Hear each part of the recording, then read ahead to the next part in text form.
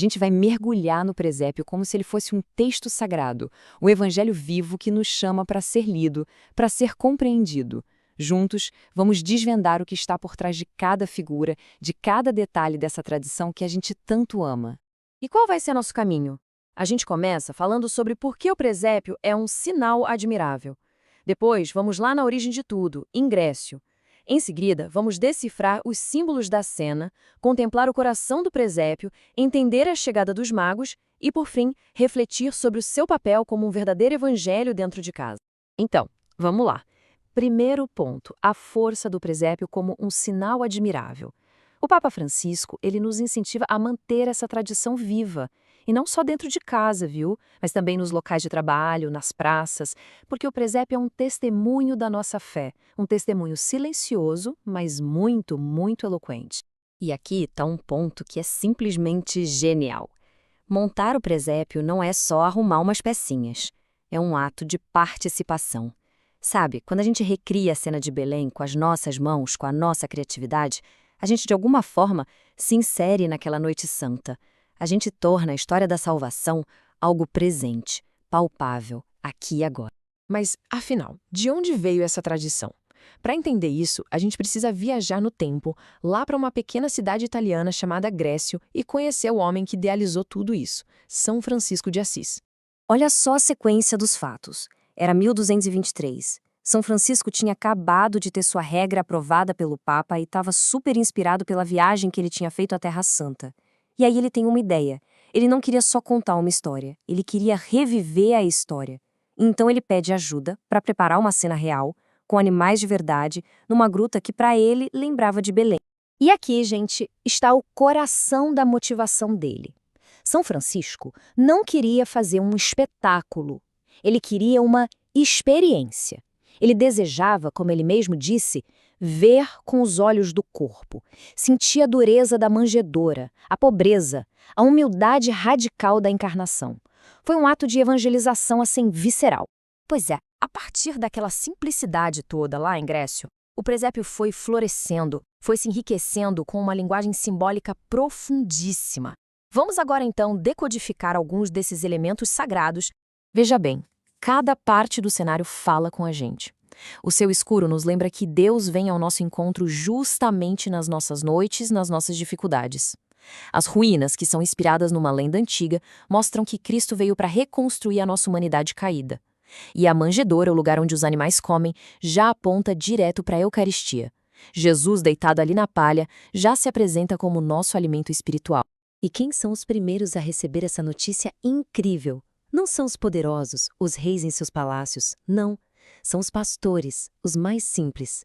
Eles representam todos aqueles que, na sua pobreza de espírito, sabem reconhecer o que é essencial. Eles são os privilegiados desse mistério, nos mostrando que o reino de Deus pertence aos humildes.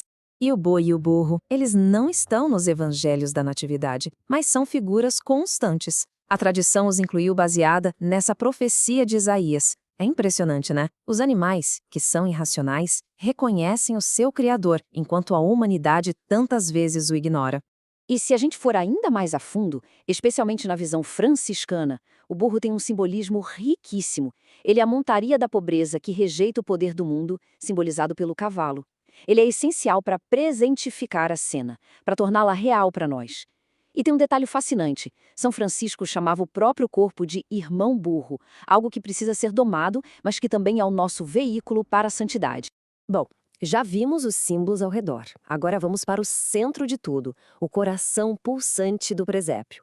Aqui, a nossa análise se acalma e vira contemplação diante da Sagrada Família. A gente vê Maria, a mãe que olha para o seu filho e o oferece ao mundo. Ao lado dela, São José, o guardião silencioso, justo, o homem que protege esse mistério com sua obediência e com seu trabalho. Os dois, juntos, nos convidam a adorar o menino. Para aprofundar essa contemplação, que tal a gente fazer um exercício de imaginação? Vamos tentar seguir uma meditação do professor Plínio Correia de Oliveira e imaginar como a gente se sentiria ao encontrar o menino Deus, pensando em 3 aspectos da sua perfeição infinita. Primeiro, a gente se depararia com a sua majestade.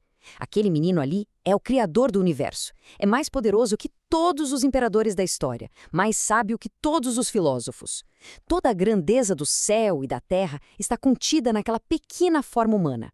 A gente sentiria uma reverência avassaladora. Mas aí, esse mesmo rei, de grandeza infinita, abre os olhos e olha para a gente.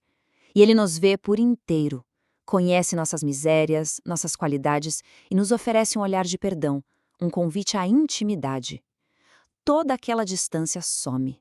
A majestade se torna proximidade, se torna um abraço. E, por fim, nesse olhar, a gente encontra a compaixão. Ele entende o nosso sofrimento. Ele, que já conhece toda a dor que vai enfrentar, participa das nossas angústias. O menino na manjedoura já é o nosso consolo, a nossa força. É como se ele nos dissesse: eu sofro com você, e um dia você vai participar da minha alegria eterna. E agora, a cena se expande. Aquela pequena luz que brilhava na gruta de Belém se torna uma estrela que atrai o mundo inteiro, representada pela chegada dos magos, que vêm lá do Oriente. E os presentes que eles trazem são, na verdade, uma profissão de fé. O ouro reconhece a sua realeza. O incenso, que era oferecido só a Deus, proclama sua divindade. E a mirra, aquela resina amarga usada para embalsamar os mortos, já profetiza sua humanidade sofredora, que vai nos redimir pela cruz. E é aqui que está o ponto central. Os magos representam a universalidade da salvação. Sábios de terras distantes, representando as diferentes idades, os diferentes povos. Eles mostram que a busca pela verdade, que está inscrita em todo o coração humano, no fim das contas leva a Cristo. Ele não veio para um povo só, ele veio para todos. E agora, para a gente ir fechando a nossa conversa, vamos trazer toda essa riqueza de volta para o lugar onde o presépio mais vive, o nosso lar. Como o Papa Francisco nos lembra, o presépio faz parte do suave e exigente processo de transmissão da fé. Ao montá-lo com as crianças, com os netos, a gente não está só seguindo um costume. A gente está abrindo uma verdadeira escola da fé. A gente educa o coração para contemplar Jesus e para sentir a verdade mais importante de todas: Deus está conosco. E a gente termina com uma provocação, uma pergunta que fica para nossa preparação para o Natal.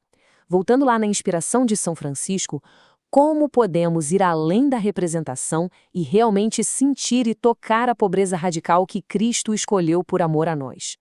Como esse mistério pode transformar não apenas a nossa sala de estar, mas o nosso coração? Essa é a pergunta que o presépio nos faz a cada Natal.